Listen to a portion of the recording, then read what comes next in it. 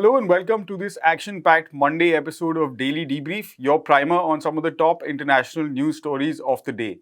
And I say action-packed because today we're going to be talking about people's protests, people protesting against living in working conditions across the world, from Swaziland to the United States.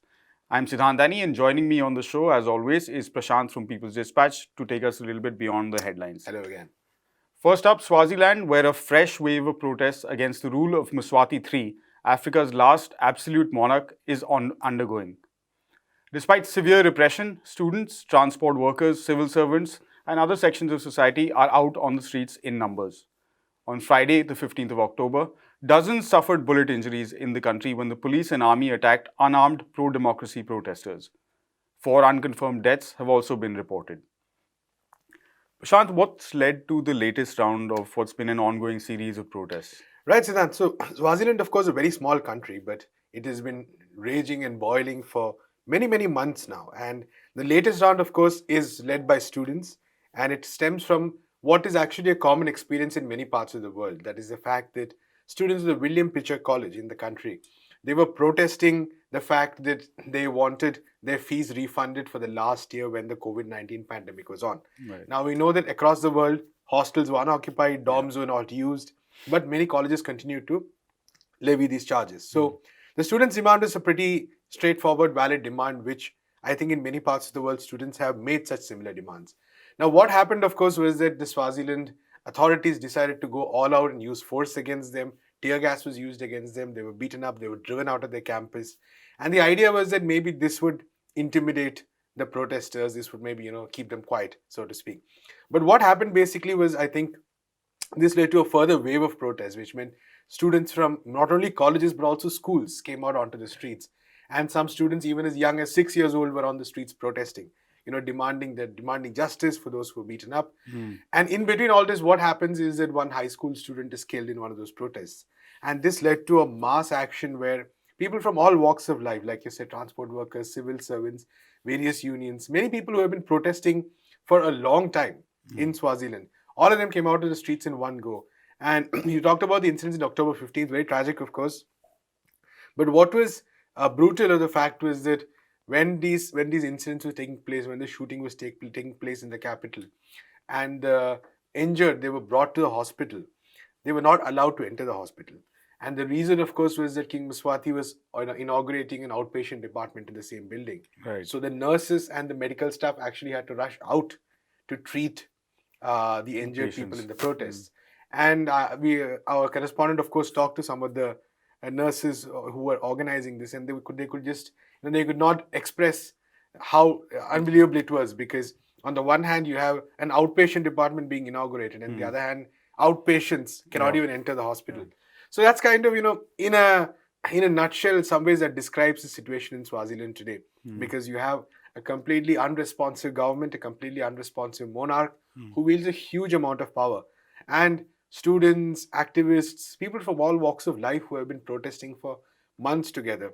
And their numbers, of course, have only been increasing. So there's been this cycle of, continuous attempts at suppressing protests which are failing. So I think even the internet was suspended recently. Right. The government authorities have been sort of refusing to comment. But you might see further protests coming up in Swaziland in the coming weeks and months as well. What is sort of the background to it, and how come these protests have been going on for as long as they have? Right, good question, because like I said, although Swaziland is a small country, we've been covering it very extensively, because one of the factors being that it's King Mswati III is the last absolute monarch reigning in Africa. Right. And the kind of social dynamics in the country are pretty scary, for lack of a better word, because you have this monarch who wields absolute power, and there is nearly 70% of the population living in poverty, whereas the amount of money he's been spending on indulgences, on luxuries, on a fleet of Rolls-Royce cars, on birthday parties, on building this huge conference room for which he's taken loans, all this kind of lavish spending. And it's not even hidden or anything, it's all in plain sight. So this has caused a huge amount of anger in the society. That's, of course, on one hand, the kind of mismanagement and corruption that we might assume with all this. On the other hand, the so-called democracy involved, there is a democracy technically, is one of the strangest forms of democracy, because the king appoints 2/3 of the members of the upper house of the parliament, I think 1/3 of the lower house, if I'm not mistaken. Right. Then even the constituencies where elections take place, there are chiefs appointed by the king who have the right to vet these candidates. So Right. technically, there are no political parties. So technically, it's a strange kind of democracy. And despite this, there have been members of parliament who have been a bit more vocal. They're under arrest. I think at least 2 of these MPs are under arrest, and that's been one demand of the protesters. So over the last many months, we've seen these waves happening again and again. So usually, either students or civil servants, somebody is protesting. There's a massive amount of repression. People come out in larger numbers. There's more shooting. Yeah. In fact, the estimate is that between June and mid-July, I think around 70 protesters were killed in that country alone. And at some point, Mswati even had to leave the country because the pressure had become so much. Too much. And like I said, many of these incidences are exactly the same. So you have a protesting student either picked up or arrested, or and then he's found dead, and this leads to a wave of protests. So this is really the kind of situation that is prevailing in Swaziland right now. A lot of anger, a lot of building up of pressure. For instance, there was this movement a few months ago where protesters tried to march to the offices of various members of parliament to give petitions, and these protesters were attacked or prevented from going there. So technically, the role of a member of parliament is to receive petitions, right? Yeah. But even that has been blocked by the authorities over there. So what we're seeing is a very difficult situation for the people over there. Like I said, extreme levels of poverty and extreme levels of repression combined. And you have an absolute monarch who has shown utter insensitivity to the issue. So, like I said, this is the larger context for Swaziland. I think it's also important that it's an important question to see if countries in the region from the African continent are able to exert pressure. There have been a lot of calls for that as well, to restrain and ensure some kind of genuine democracy some action from the people of Swaziland. So that's been one of the key demands.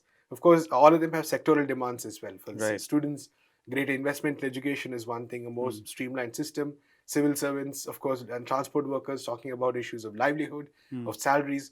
All of these are basically stuck by the fact that the economy is so horribly skewed in favor of the royal establishment, so to speak, and so little money is spent on the people.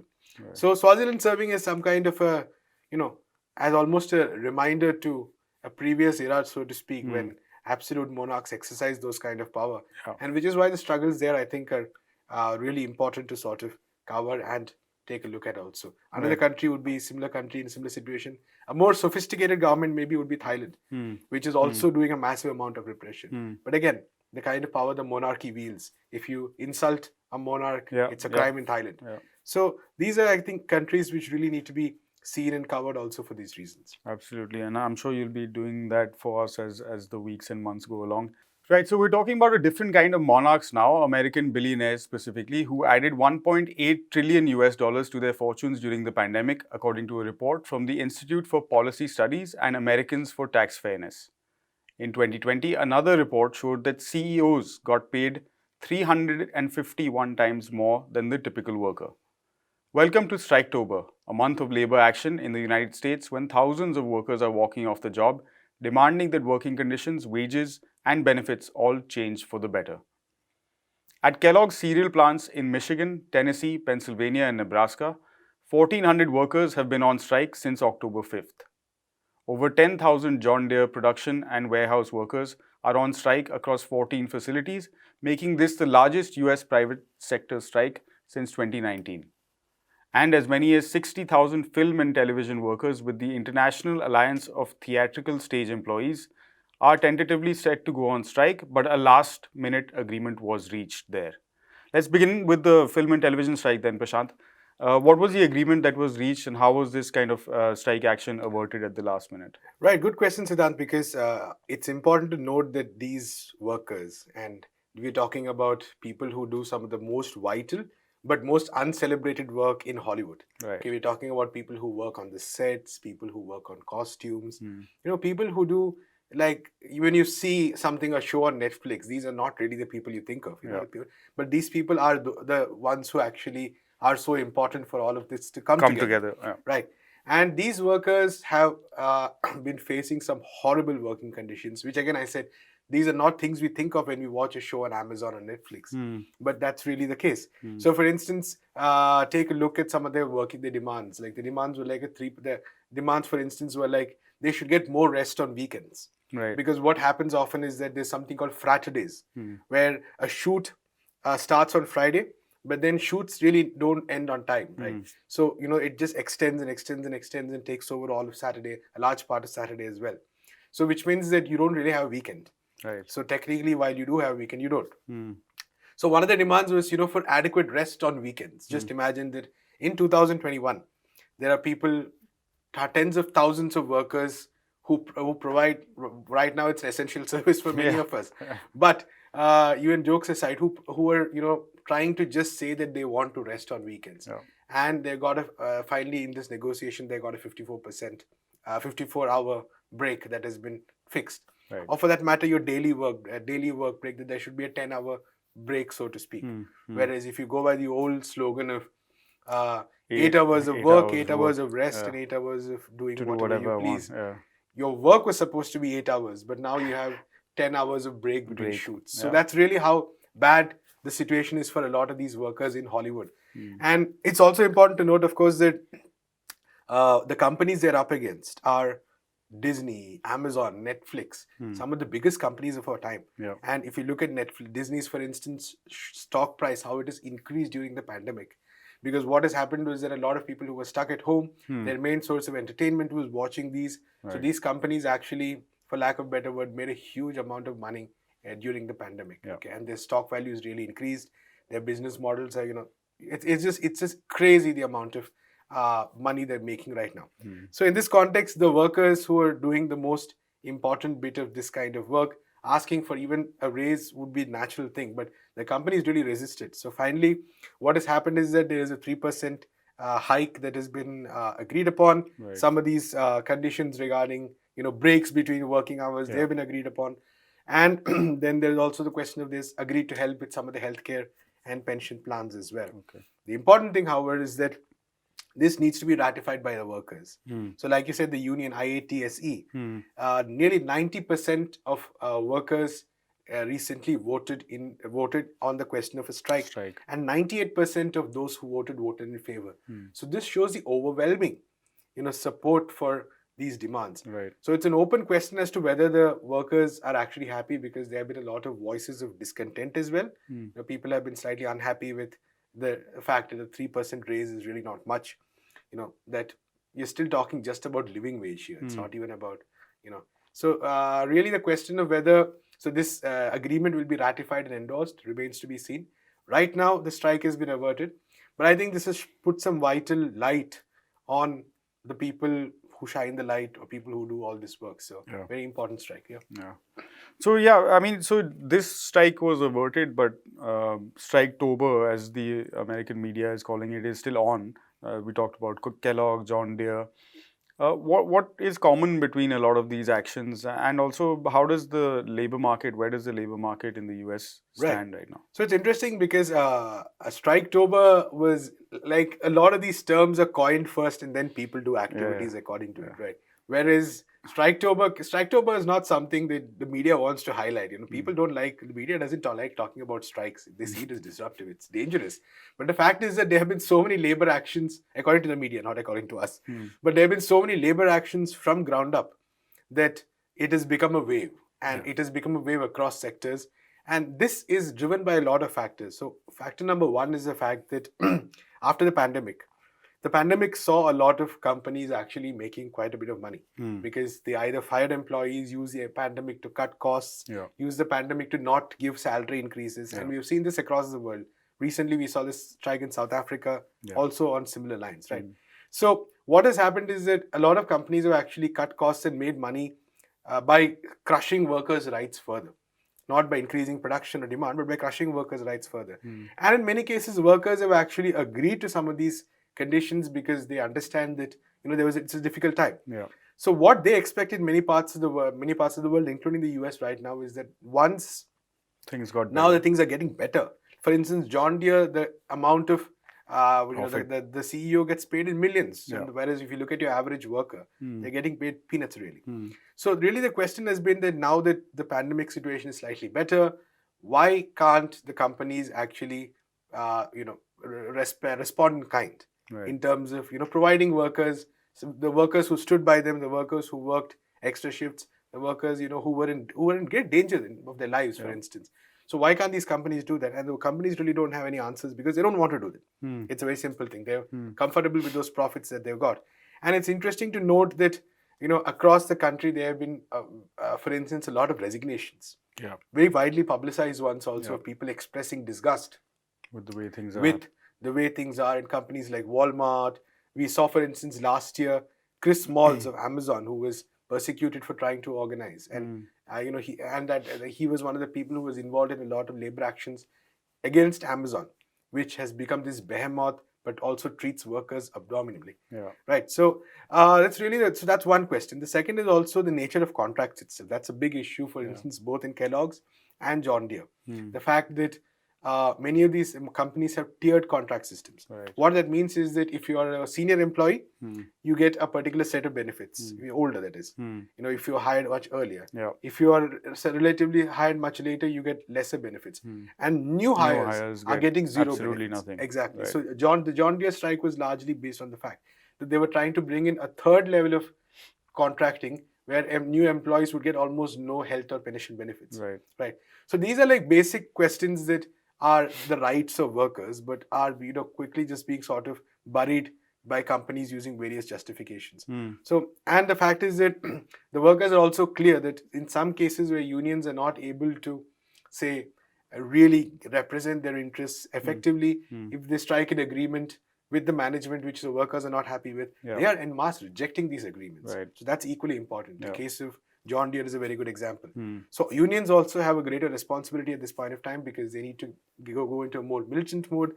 They need to sort of, the challenge before them is to be more effective in terms of how they represent their workers as well. So that's where we are right now. Very interesting to see how this goes. We've been seeing, like you said, John Deere, one of the biggest in recent times, private sector. It's probably going to just increase. And not that any of us is happy about these strikes having to take place in the first place, but definitely something that we're likely to see increase it's not in that the terms of workers numbers want and to go on yeah, strike. no one wants to. But Absolutely. basic rights. Yeah. The next story is from Venezuela. We're talking about the arrest of or the extradition of their special diplomatic envoy Alex Saab to the United States on Saturday, October the 16th, after being detained in Cabo Verde for 491 days. Saab was arrested in that country on June 12th, 2020, at the request, of course, of the US government, while his plane was refueling at the Amilcar Cabral International Airport on the island of Sal. Following his extradition on Saturday, the Venezuelan government released a statement officially condemning Saab's kidnapping by the US, with, of course, Verdean complicity. We spoke earlier to Zoe for more on this story. Venezuelans have been shocked to hear the news that Alex Saab, who's a special envoy of the Venezuelan government, was extradited to the United States on Saturday, October 16th from Cape Verde. Alex Saab had been detained on the island of Sal in Cape Verde for 491 days. He was arrested on June 12, 2020, when he was on his way to Iran to negotiate trade deals between Venezuela and Iran for the very essential public programs such as the Local Committees for Supply and Distribution, which is a program started by the Venezuelan government and that provides food boxes to Venezuelan families at a subsidized price. This extradition has been met with widespread condemnation. The Venezuelan government also suspended their participation in the dialogue talks that are taking place in Mexico that started in September. These dialogues are between the far-right opposition and the Venezuelan government. They're suspending their participation to show their complete rejection of this extradition of a Venezuelan diplomat to the United States. They consider this to be not only a violation of the individual Alex Saab's human rights, legal rights, civil rights, but also a violation of national sovereignty, of international law, and of other norms. This has been a turning point in some ways in the campaign of aggression from the United States against Venezuela. We've seen since 2014 a wave of sanctions against specific individuals from the Venezuelan government. Then we saw, of course, the financial sanctions in 2017 attacking the oil sector, which has had horrific consequences on the economy, wherein programs exactly like the program that Alex Saab was helping, negotiate better prices for food imports for the CLAP program, the local committees of supply and distribution, have been essential because as the Venezuelan people have been crushed by these sanctions, they have been able to have the lifeline of these public programs. These sanctions, we are seeing the impact of these sanctions not only on the economy, but also in real time, what it is doing to individuals. Now Alex Saab is in Florida in the United States. He will likely stand trial and, we'll be following what's happening, of course, very closely. The Venezuelan government has taken a firm position to reject this. Meanwhile, the United States has, called this a victory against drug trafficking, against corruption, but as many have pointed out, including representatives of the Venezuelan government, there is actually not substantial evidence to back up this fact, especially the charge of drug trafficking. We've also seen, far-right presidents in the region, such as Ivan Duque, celebrating Alex Saab's extradition, completely, disregarding the aspect of international law, of the complete violation of a nation's sovereignty when you're extraditing a diplomat who was on diplomatic business. So this is a really crucial time to pay attention to Venezuela. We're seeing, as I mentioned, this is an escalation of a campaign of attacks that really, of course, has been there since the beginning of the Bolivarian Revolution, but has been seen with increased frequency since 2014 when Venezuela was deemed a threat to the U.S.'s national security.